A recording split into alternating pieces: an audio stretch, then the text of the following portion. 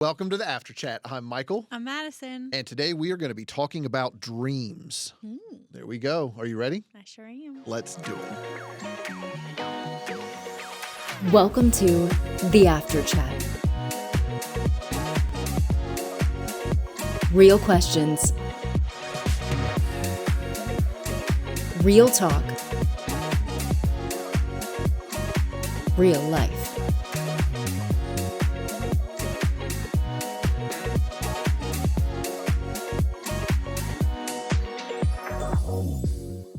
If you could have any accent, what type of accent would you have?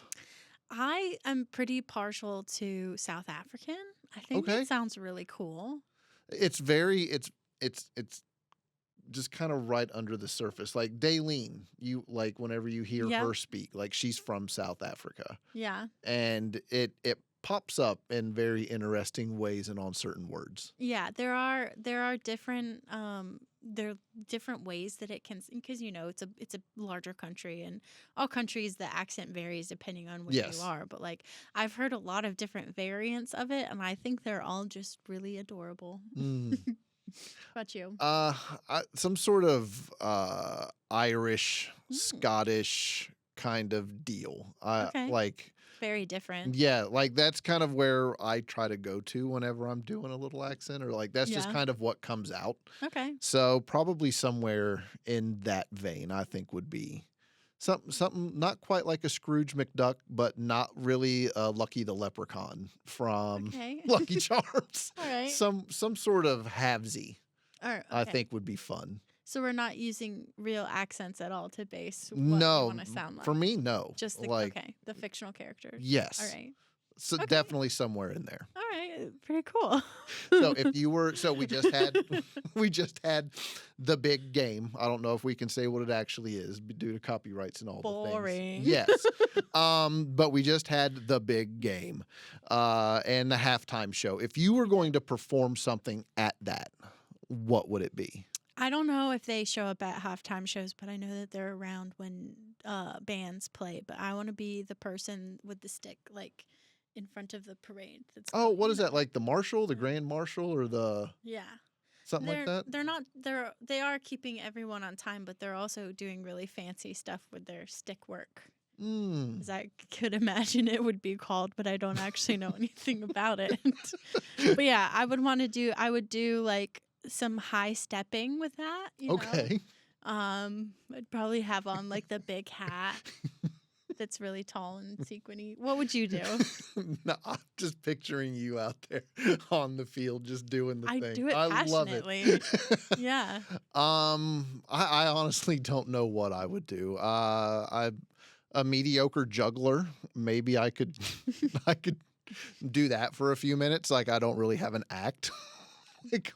Or anything with it. I picture like this one super inspirational. I think it might not have been a Super Bowl halftime. It might have just been like another big games halftime show. But like the very American Creed performance that happened, like Creed? Yeah. Yeah, that was a Super Bowl. Oh, it was? Okay. Yeah. That just, for some reason, it's speaking to me. Then it's telling me that it's something you should do. I would juggle at the Creed show. No, I think Oh. you should reenact Creed's Oh. original performance, but as like a one-man band. But like more. I need more of everything. I could lip sync that. I don't think I would want to sing it myself, but like Okay. a lip sync show. I'm okay with that. Like whenever I was Mac Bluebell for Christmas that a couple years Yeah, ago, I forgot and about that. Yeah. we might link that. I don't know, but I think that I could do that. Okay. I think Right. another option might be whenever I first was in PCC Kids, we got a giant tote full of puppets, like nice high quality puppets donated here Ooh. at our church. and we decided that we was going to build a little stage there in the discoverers or explorers rooms to put on puppet shows using the puppets. Nice. And I had two characters, Oh. and I had an old man one that Okay. I came up with a little backstory and a whole thing for him. His name was Carl. He was from the Ozarks, and he kind of talked like Sling Blade, Okay. like, I'm here to teach you all about Jesus. And and Nice. and then his nephew Junebug, who kind of talked like he was from, the deep south kind of thing, and Okay. and all of that. And Put so your maybe heart and soul into it. I did. I mean, I came up with little stories. There was a whole family involved and all of the things. And so I might be able, I could do that at a halftime show, but I don't know how well that would go over. That's fair. I could juggle and put on a little Junebug and Carl I think and teach them about Jesus. I think it'd be great. I think you should put an audition tape in for the next one. I mean, as long as you're band leading and all of the things, I think we might have something there. It'd be show stopping. All right, so we're going to be talking about dreams, and what is the weirdest dream you've ever had? Oh man. So I really don't dream very much. And I also don't often remember my dreams. So I'm sure that I've had a lot weirder and I just don't remember. But the one that happens the most often that I feel like is pretty weird is I'm just jumping.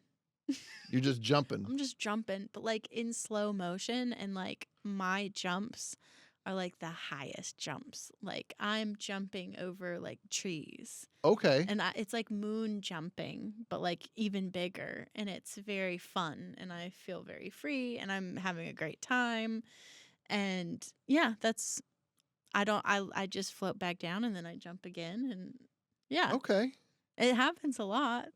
So you're just Yeah. like Hulk jumping. Yeah, no like plot. He jumps and clears all of the things. Yeah, no plot, just jumping. And like there's like some gliding back down on the way. Yeah. So I don't think I have wings, but for some reason I have the ability to just kind of like Super glide jump. a little bit. Yeah. No, love it. Yeah. What about you? I don't always remember my dreams, but whenever I do, they're always very weird.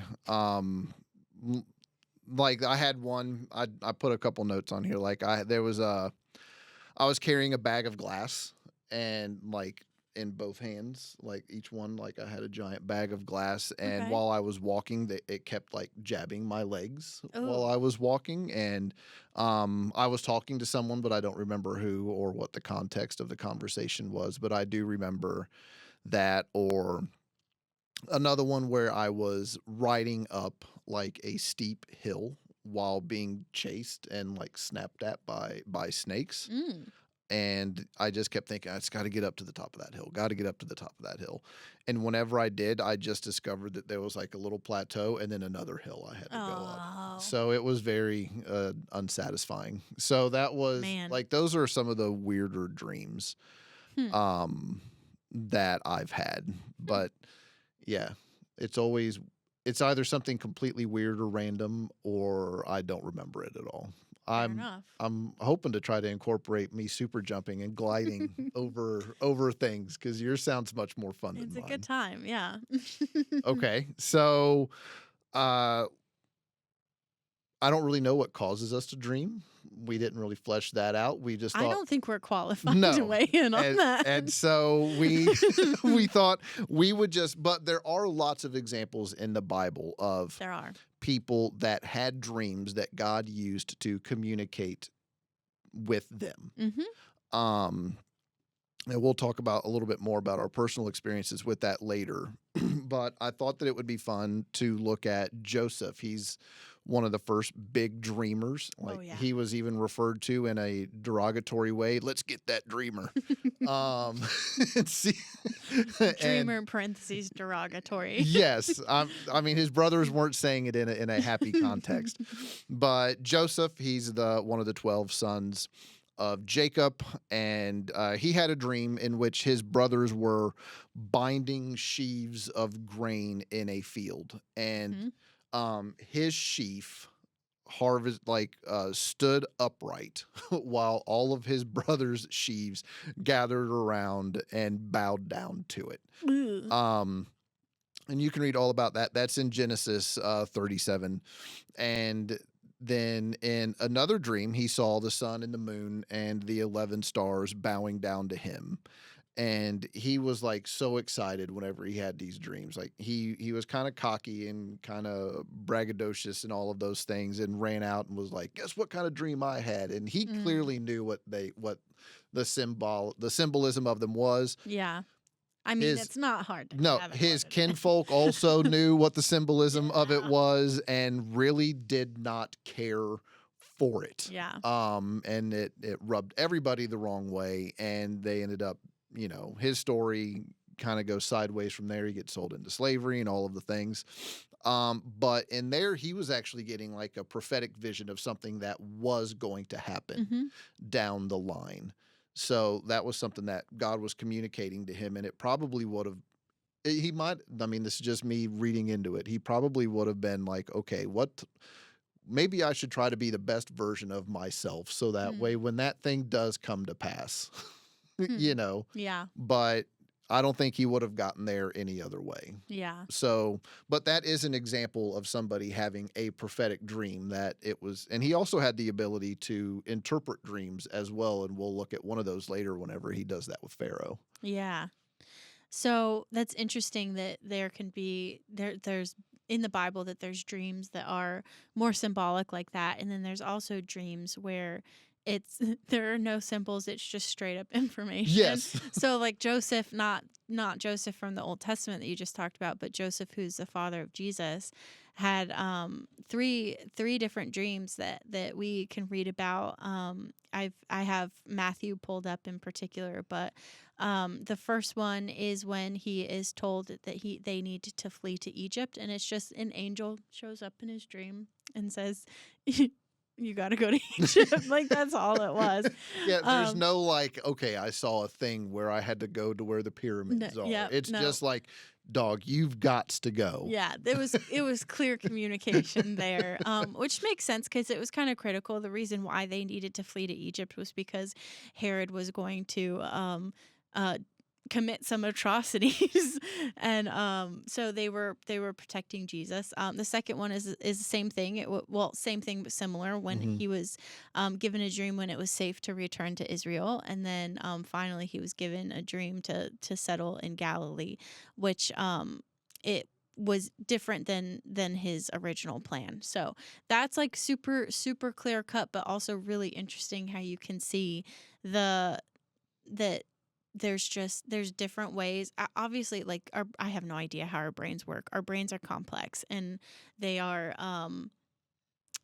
full of mysteries that I do not understand. Yeah. But we can have kind of a similar effect, which is just information that's going to happen. I mean, it's prophetic in the sense of that Herod was about to commit atrocities and they needed to flee. It just different setup.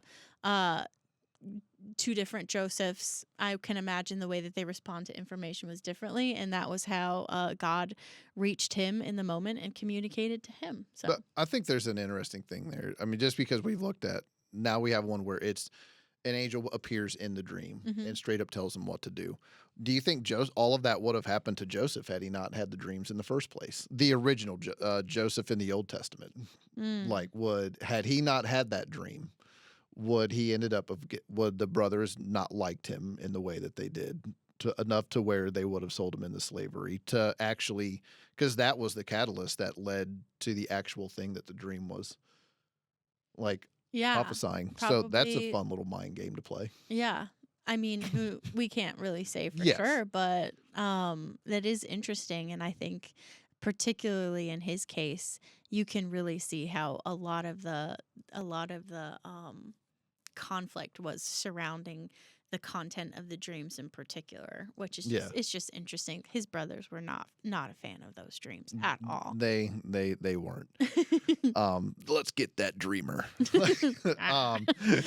Another one is Jacob. This is also in the Old Testament. This is Genesis 28, and you can read about it in verses 10 through 17. Well, he was fleeing from his brother Esau. He laid down to sleep and dreamed of a stairway or a ladder that reached from earth up to the heavens, and angels were ascending and descending and doing some sort of work.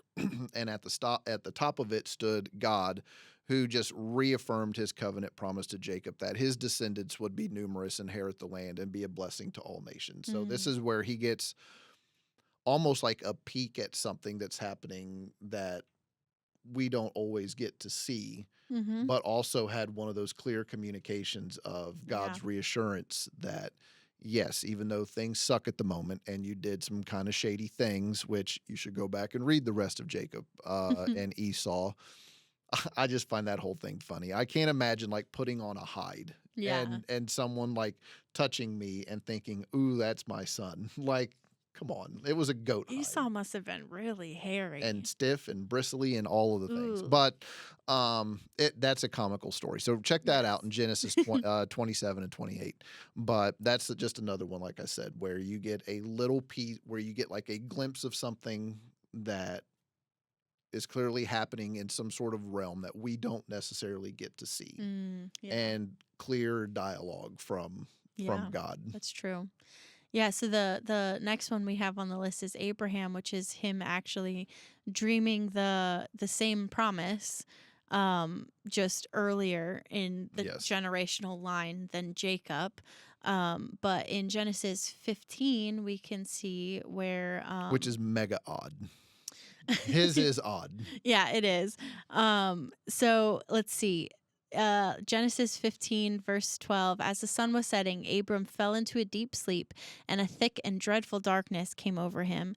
Then the Lord said to him, know for certain that for 400 years your descendants will be strangers in a country not their own, and that they will be enslaved and mistreated there.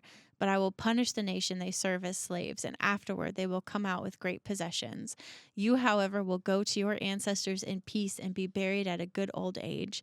In the 4th generation, your descendants will come back here, for the sin of the Amorites has not yet reached its full measure. So that one's like, that's a lot of details.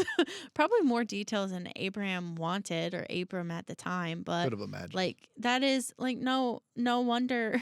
What does it say? A dark, deep sleep. Is that what it says in verse 12? Like no wonder I'd be fitfully sleeping too if I was dreaming about my descendants being enslaved and persecuted and everything. So, the dreams aren't always good news. But I can imagine that him knowing that information affected his leadership in some way. There was some reason why God wanted him to know that. Well, and it's also, here's something that I think kind of gets lost whenever you're just doing the narrative of the story. How did the place where they ended up being enslaved that wasn't their own was Egypt? How did they get to Egypt? Joseph was the one that whenever they came to Egypt, because there was a famine going on in the land where they were, Jacob loaded up the tribe and all the other sons and took them and sent. Well, Jacob sent the remaining sons to Egypt to get grain. They got there. Joseph was second only to Pharaoh. They ended up coming, kneeling down to him, went and got the rest of the crew and brought them. They set up in the land of Goshen, and that is where they were. And then whenever Joseph died and the Pharaoh died and the next Pharaoh came in, they were eventually enslaved. Yeah. So, I mean, you're seeing, like, you're getting from a literary perspective, like you're just getting foreshadowing of something that's to come much later down the road. And I think that's cool that Abraham got a little taste of it, although it wasn't going to be all that pleasant. But yeah, that's true. I think it's cool whenever you start talking about the Old Testament and you look at that, like, it's not just a loose collection of things that have no connections. It's all very much intertwined, especially whenever you're looking at Genesis, Yeah. Exodus, Deuteronomy, Leviticus, and all the books from the Torah, or the first 5 books. Yeah, those stories are tightly weaved together. For And sure. this is that leads us right into the next one, which is Pharaoh. Yeah. And so Joseph is now in jail in Egypt. He was doing real swell there in Potiphar's house, and then because the he was Joseph that the brothers don't like, Yes. because he has the weird dreams. and so he's because he's a good-looking guy. I mean, it specifically states it. Potiphar, this was the guy that bought him whenever his brother sold him into slavery. She accused him of some bad things, and he ends up in jail. Yeah. So anyway, so he's in jail, and this one person got out of jail, and because Joseph interpreted his dreams, we didn't put those in here. And Pharaoh had some dreams. This guy said, "Oh, Yeah. by the way, dude in jail, he can interpret dreams." And so Pharaoh gets him out. And Pharaoh had 2, and you can read about them in Genesis 41. In the first one, he saw 7 fat, healthy cows coming up from the Nile, as they do, followed by 7 thin, sickly cows that promptly ate the healthy ones. As far as I know, cows don't eat each other. Well, In this dream, they did. in this dream, they did. And in his second dream, he saw 7 full good heads of grain, like the good grain that Grandpa used to tell you about back in the day, like the awesome grain. And it was followed by 7 thin, scorched heads, which then ate the good ones, as they do. And with God's help, Joseph was able to interpret those dreams as a prophecy of 7 years of abundance and awesomeness and more food than they could ever eat, followed by 7 years of famine. And Joseph advised the Pharaoh to store the food during the good years to prepare for the oncoming crisis. And Pharaoh's like, "Yes, and you're the guy to do it." And then so took a ring, gave it to Joseph. He became second only to the Pharaoh. Eventually, his brothers came and was like, "We need some victuals." And they bowed down to him, not knowing who he was, but Joseph recognized them. And that was the fulfillment of the dream that Joseph had at the very beginning of his story. Full circle situation. Wild. Yes. Like, I don't know. Joseph was just surrounded by some really weird, funky thoughts. It's interesting to me. Anyways, we're now going to talk about Daniel. So, And there's a point to all these dreams. We're going to get to it. Yeah, there's a point. Daniel, I'm just going to go ahead and share the point to Daniel's dreams right away, just because the narrative for Joseph involving dreams is a little bit more in depth, so we want to save it for afterwards. Some of the other folks that had dreams, it was just sort of like a blip on their timeline, like important but not kind of involving their entire what am I trying to say? Like Joseph lived dreams. He had so many of them that catapulted him into a situation. He interpreted them for other people. It was very pivotal to his character. Some other folks just interacted with dreams along the timeline. Yes. And this one was actually, I'm just looking at the notes. Like this one was Nebuchadnezzar's dream. Yeah. Where he had, and I have a little bit of it here. Can I hit the top part of it? Yeah, go for it. All right. So Nebi, as we call the leader of Babylon, he had a crazy dream, and he woke up just in a complete and total panic because Nebi is he's an all or nothing kind of guy. Yep. And so he summoned all of his wise men and said, gave him no context. All right. Said, "Tell me what I dreamed and what it means, or I'll unalive everybody," because that's the kind of cat that Nebi was. And so the wise men are like, "Well, we can't do that." And Nebi orders all of the wise men of the kingdom put down, because that's just how he rolls. Happy. No. And so Daniel caught wind of this and went to him and said, Can I get some time? Just let me ponder this and let me get back to you. And Nebi's like, okay. And so him and his boys, Shadrach, Meshach, and Abednego, who are also known as Hananiah, Mishael, and Azariah, Mm-hmm. pray, and God revealed the dream to him in a vision. And so at the top of the statue was a head of gold. And that was Daniel interpreted as a representation of Nebuchadnezzar and Babylon. Yep. So like you're the tops. Like this is as good as it's going to get for you. Because next at the next lower level of the statue, it was now silver. And that was like the chest and arms. And that represented Medo Persia. Like you're up here, but you're not going to last forever. Mm-hmm. And then it's going to get a little bit less, like because silver is a little bit less than gold. And then underneath that, the belly and the thighs of this thing were bronze, and that represented Greece, the next kingdom that was going to come after them. Everything was just going to get a little bit worse and a little bit worse. Legs of iron, which meant Rome, which was like super strong, but kind of brittle, and then feet of iron and clay, which he meant as or interpreted as like a divided kingdom after that. And then the mysterious rock that Nebi saw smashes the statue and then grows into a mountain. And that, according to Daniel, meant like God's eternal kingdom, which will crush all human empires and reign forever. Mm-hmm.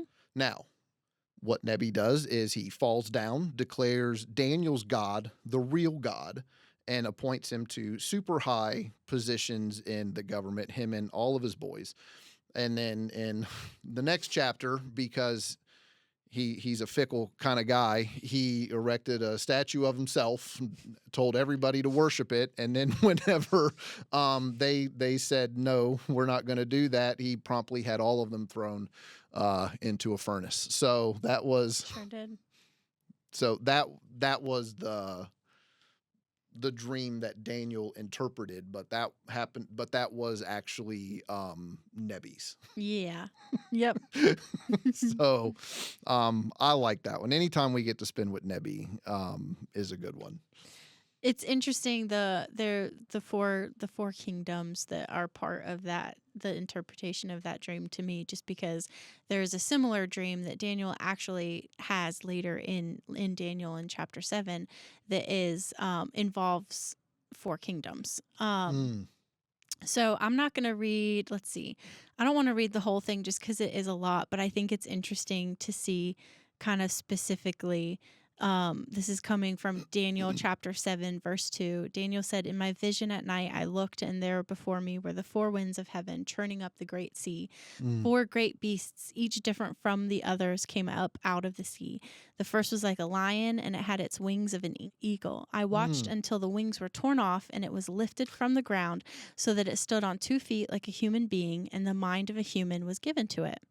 And there before me was a second beast, which looked like a bear. It was raised up on one of its sides, and it had 3 ribs in its mouth between its teeth. It was told, 'Get up and eat your fill of flesh.' After that I looked, and there before me was another beast, one that looked like a leopard, and on its back had 4 wings like those of a bird. This beast had 4 heads, and it was given authority to rule.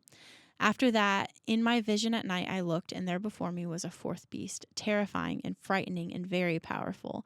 It had large iron teeth. It crushed and devoured its victims and trampled underfoot whatever was left. It was different from all the former beasts, and it had 10 horns." So he kind of continues to talk for a little bit. At the end here, let's see, where am I reading specifically? Verse 13, "In my vision at night I looked, and there before me was one like the Son of Man, coming with the clouds of heaven. He approached the Ancient of Days and was led into his presence. He was given authority, glory, and sovereign power. All nations and peoples of every language worshipped him. His dominion is an everlasting dominion that will not pass away, and his kingdom is one that will never be destroyed." So the interpretation of the dream, the 4 beasts are supposed to be representative of 4 kings that will rise from the earth. But in the end, here the seeing one that was like the Son of Man coming with the clouds of heaven, he approached the Ancient of Days and was led into his presence.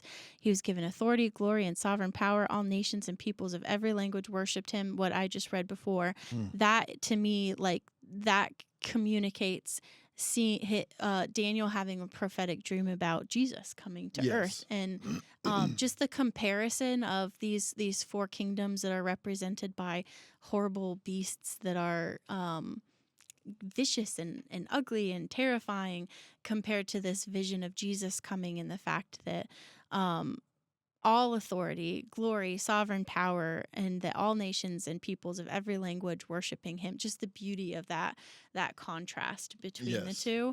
And there's more about the details of the dream. I just don't want to get too lost in it. I just think the beauty of the fact that as he's writing out this vision in the dream that he has this comparison of the darkness and the heaviness compared to the glory and the beauty of what he also saw. I just thought it was really cool. And I think it gives hope for somebody that's under some sort of like awful, extenuating circumstances and finds himself in a place that they really don't have any control. Yeah. Because that's the exact scenario that he was in. I mean, he was, a learned student there before he was exiled and taken to Babylon, because what they would come in and do, they would sack a place, and then they would take all of the nobles, all the smart people, all of, anybody with any education and means, and take them out and send them back to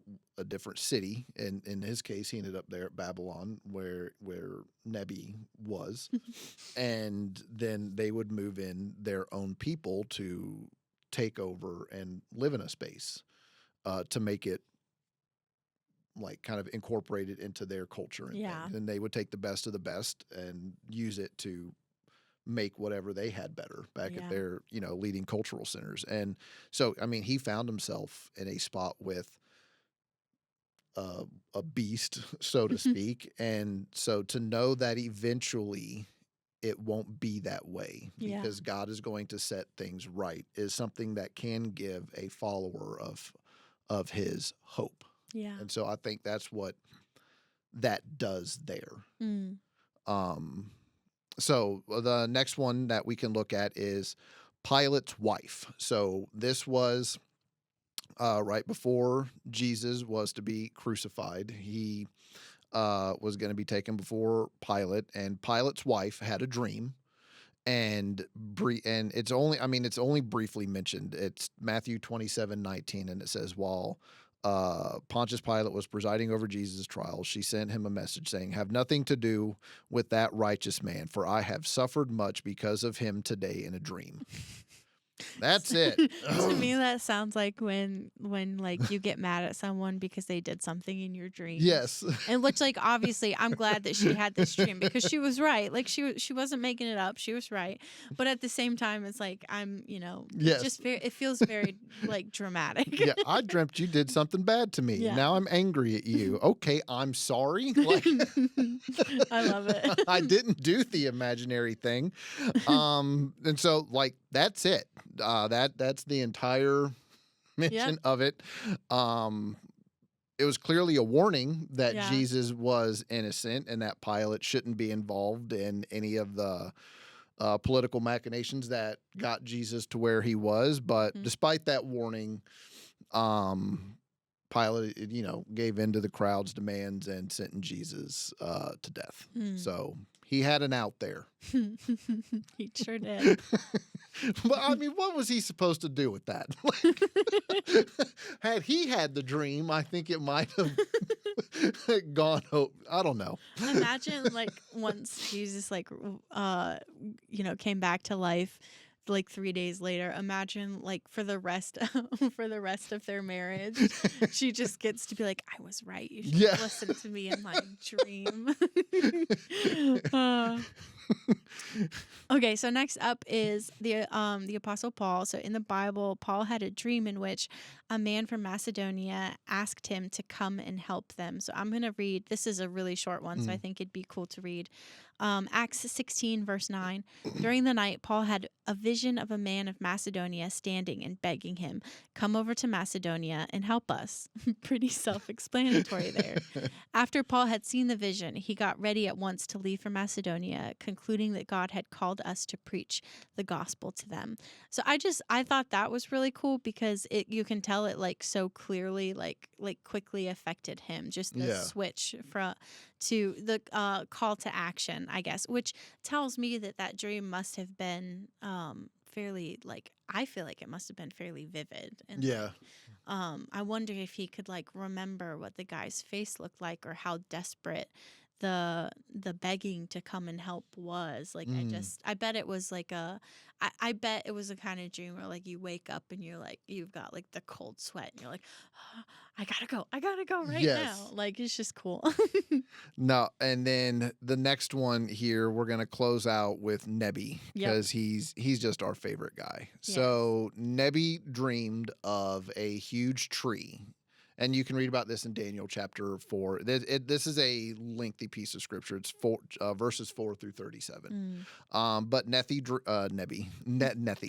dreamed of a huge tree that was provided shelter and food for all of the creatures. Then a holy messenger declared that the tree would be cut down, leaving just the stump. Like, that was all that was going to be left was the stump.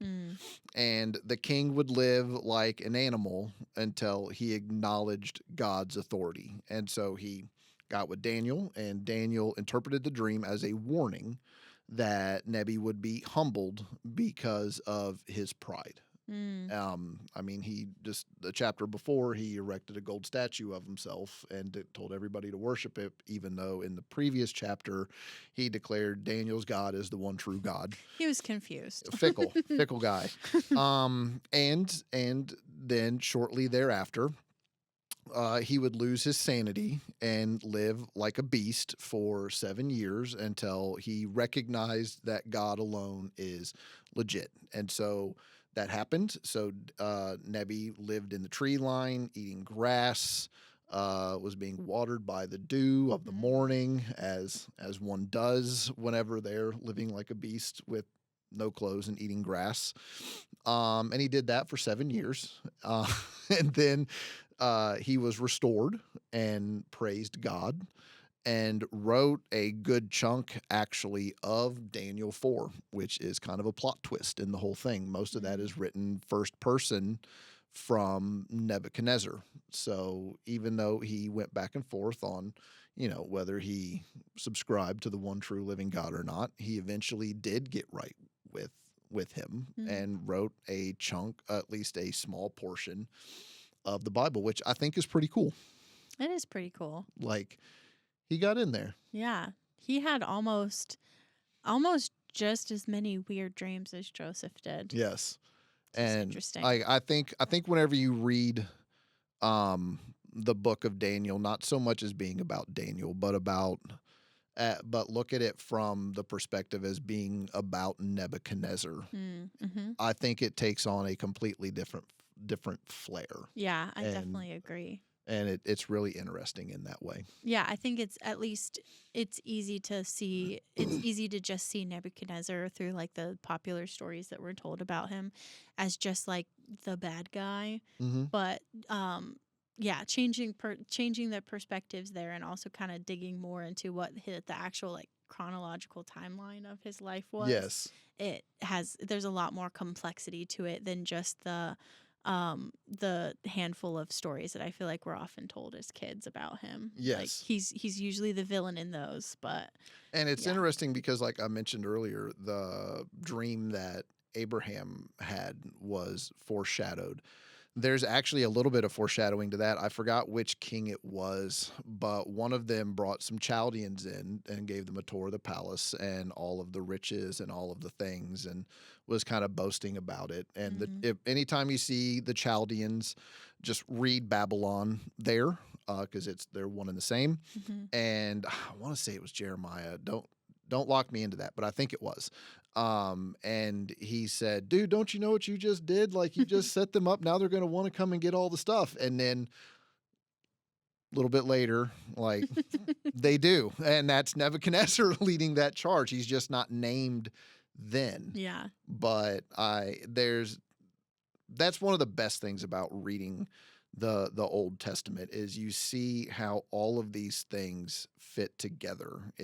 And whenever you look at it through that lens, like, yes, you get a straight narrative through with the first 5 books, but then whenever you look at the prophetic books, like the major prophets, which are like Ezekiel, Jeremiah, like all the big ones, Isaiah is in there.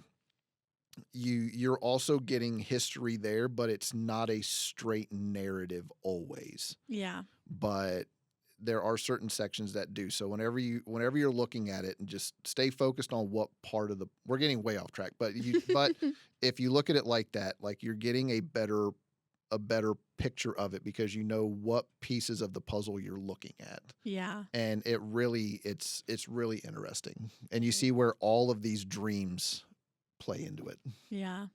So, wild. All right. So before we get to the back half of this conversation, check out this clip. He says, God speaks primarily through the Bible, prayer, circumstances, and the church to reveal himself, his purposes, and his ways. And what I'm going to ask you to do at all of our campuses right now is we're just going to read this out loud together. Here we go. God speaks primarily through the Bible, prayer, circumstances, and the church to reveal himself, his purposes, and his ways. But here's the thing. You need all 4 of these components. It's not like pick one. In fact, you're not picking at all. God's the one who's speaking. He's choosing the avenues through which he speaks. And you need to be understanding, versed in all 4 of them. You need the Bible, you need prayer, you need to understand your circumstances from God's perspective, and you need the church confirming or not that you have heard correctly the voice of God. All right, so God speaks primarily through the Bible, prayer, circumstances, and the church to reveal himself, his purposes, and his ways. And that is a Henry Blackaby quote. Good stuff. There.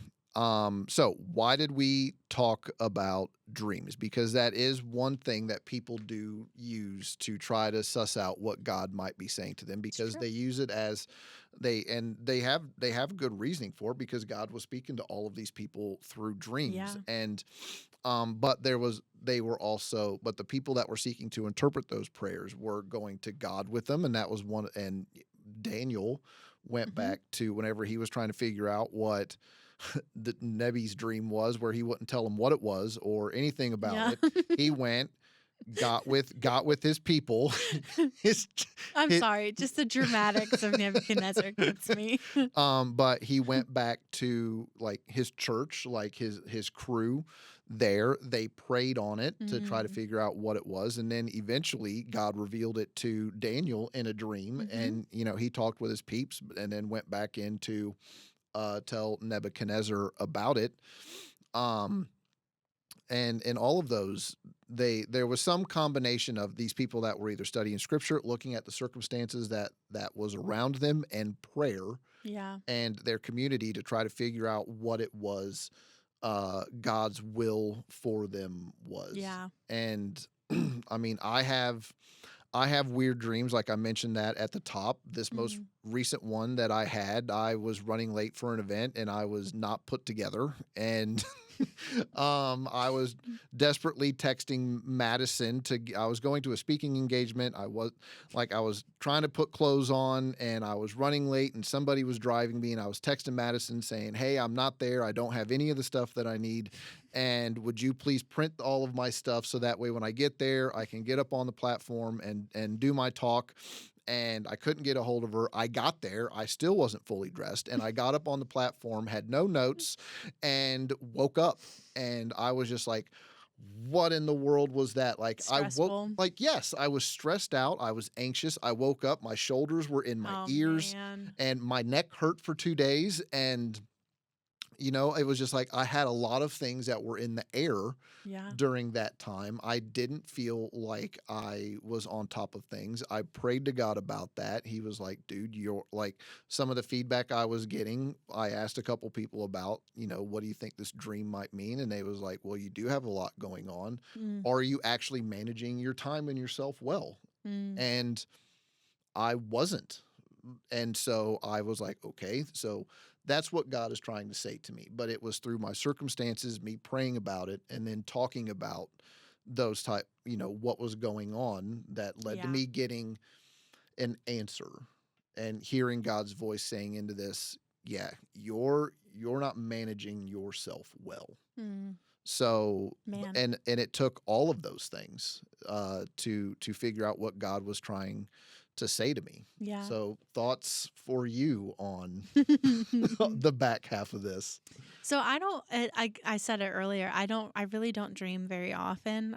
But something that does happen to me, particularly around the nighttime, when there is something that is at work in my mind or in my heart that I know I'm even if I don't know I'm wrestling through it, it's just been subconsciously I'm wrestling through it. It will inevitably pop up at like 2 or 3 a.m. I'll wake up out of nowhere and it'll be the only thing that I can think about and I can't switch my brain off. And I used to be really frustrated because I'm stressed out. I need to be able to sleep and like be restful in the morning, and I usually just kind of have to give up sleeping at that point, like when I'm awake that much.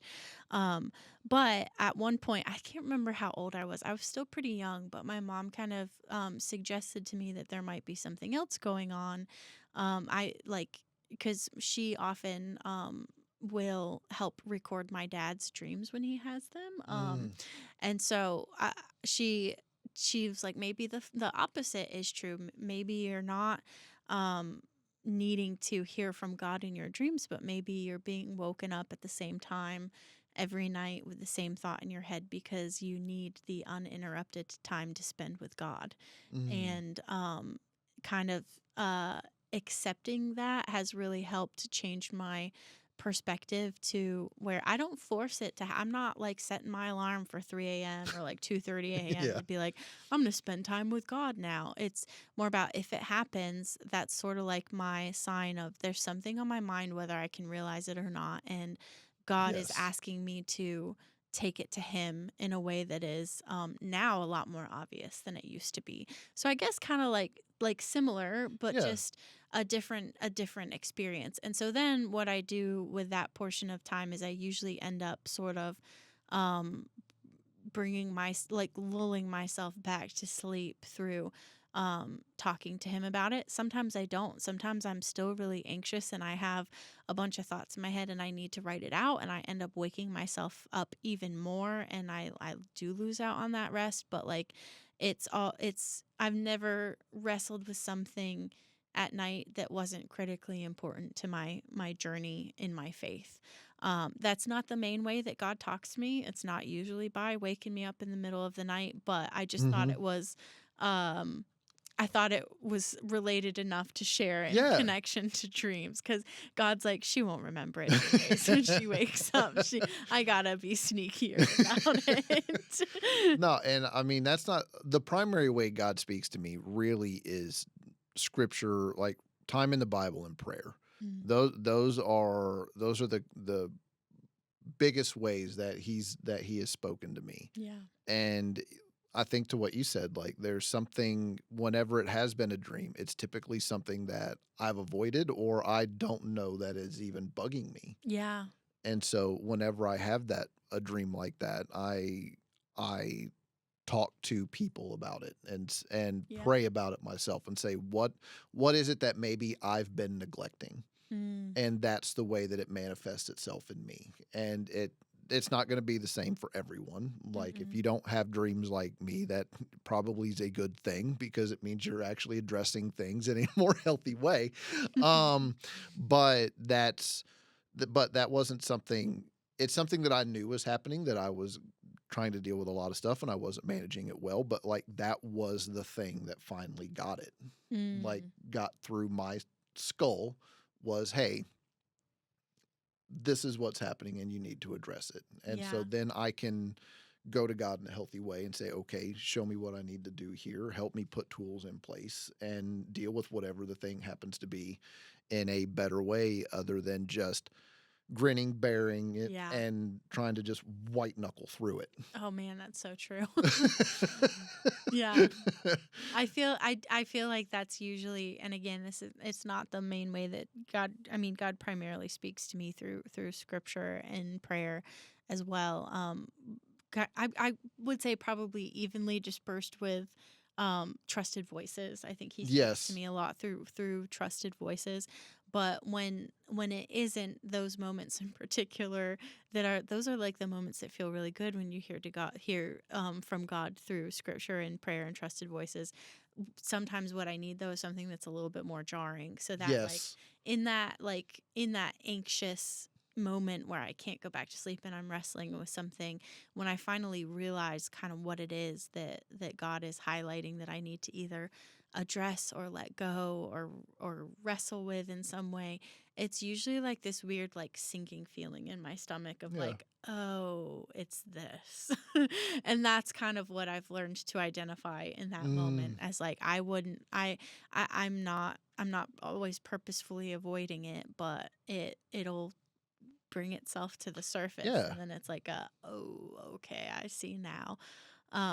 But that being said, in those moments, it's the thing that's coming to my mind is still not something that would ever directly contradict what is said in the Bible. Yes. Like that's a big thing that I want to Yes. make sure that we address is God's not God can speak to you through your dreams, but God is never going to speak to you in your dreams something that contradicts what the Bible says. Never. And I think that's where it's important to be steeped in the Bible and know know what's in the word, and surrounding yourself with people where if you might not know something in it, they probably will. Yeah. And all of those don't contradict. And my things that I had mentioned don't contradict anything that Brian just said, because my circumstances were what they were. I just wasn't paying attention to them, Yeah. which is a human thing to do. Yep. And Super easy. had I been paying attention to my circumstances, I would have seen that maybe I wasn't managing my time in the best possible way to meet all of the responsibilities that I had that weren't necessarily overwhelming. It was just I hadn't structured things in a way. You felt unsettled about it. Yes. Yeah.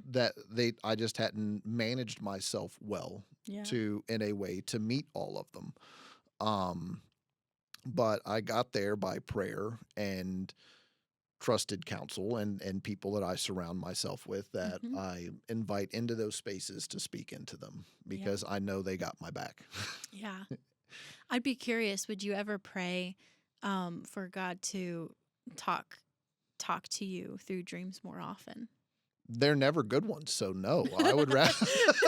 If you had the nice ones though, then it'd be I mean, yeah, like I would like a New Testament Joseph, where an angel just sits me down and tells me what I need to know. Right? Like, That'd be amazing. no, all of the ones that it's usually things I've avoided, and my shoulders are up in my ears, and I Yeah. wake up and my neck hurts for 2 days Yeah. because I didn't sleep well, and that's Yeah. what happens when you get over 30. Is if you don't sleep right, you wake up and your body hurts for a while. That's just Yeah. that's part and parcel of getting older. So no, I would rather pay attention to my circumstances better. That's fair. That's fair. Because that's usually what ends up with me having some sort of dream. It's something that I've neglected, that one could say either your subconscious or God is trying to illuminate to you with a big flashing sign saying, danger, danger, you're going sideways in some way. See, I'm curious. I'm gonna start praying for God to reveal his character to me in dreams, and then you get the really nice ones, right? Because you're just learning about how much God loves you, and how much he wouldn't ever stop loving you. I'll do an experiment. We'll see. I'll clock in a couple prayers and say, God, give me Okay. the good dreams. Show me who you really are. And we'll see what happens. I don't know. There could Or be good ones. yeah, Maybe my dream of like big jumps and gliding. maybe that's something there. Yeah, maybe that's a good dream from God. No, like now that we're just sitting on this back half talking about it, there was I saw a reel the other day, and it was it was like uh it was like a guy at like a Christian youth group or something, and it was new student leader talking to like not like an adult student leader, but like a Right. student leader, Yeah. like so also a student as well, and talking to the first time female visitor to Oh, the no. youth group, and he's like, listen, God has given me the gift of prophecy, and he told me that you're going to No. marry me. He told me No. this in a dream. Like, I knew you were coming tonight. I've never even met you before, but I knew you were coming tonight. Fortunately, some kid somewhere has pulled that kind of crap on a girl before. Yes. So like, just it's not those kind of dreams. I'm not saying that's out of the realm of possibility. I'm not going to put God in a box, but like, I just thought that was so funny. If you're under 18, God is probably not going to tell you who you should marry through your dreams. That might just be what you ate for dinner. Yeah. Well, that was Scrooge's excuse in Christmas Carol. That's true. Like, yeah. you're not actually Marley. You're just an undigested piece of meat. That's true. Yeah. Oh. But so what are some go-dos for you out of this? If you haven't read about dreams in the Bible, have an explore. Yeah. There'll be everything that we referenced.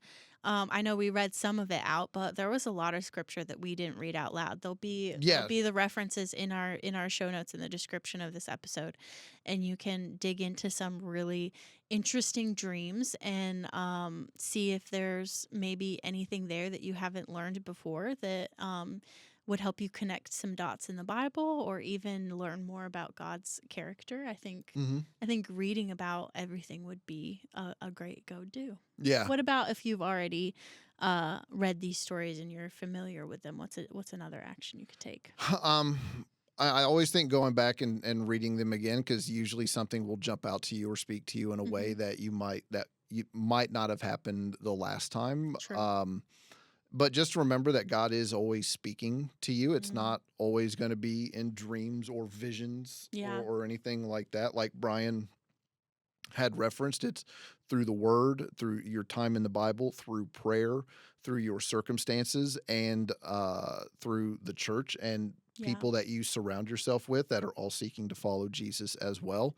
But be mindful of just the way that God speaks to you. And like for me, it's typically prayer, where I mentioned this before, where I sit on my kneeling stool and I just sit and pray and have quiet time. Like that is a big way that God speaks to me. He speaks to me through the word.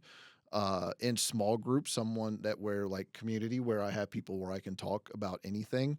Yeah. Those are places where God speaks to me a lot. But just to be mindful that just to be paying attention, just know that God is always talking to you. And there's nothing wrong with going to God and asking for wisdom when you don't understand something. And that's where also for me, having a small group where I can go and ask questions is always helpful. Yeah. But also all of the dreams that they had in the Bible all pointed to some sort of bigger plan that God had. So if you are seeking to align yourself with his purpose, and especially being intentional in the 4 ways that Pastor Brian mentioned, you're going to be a part of it. You're going to know that he's with you, that he's got you.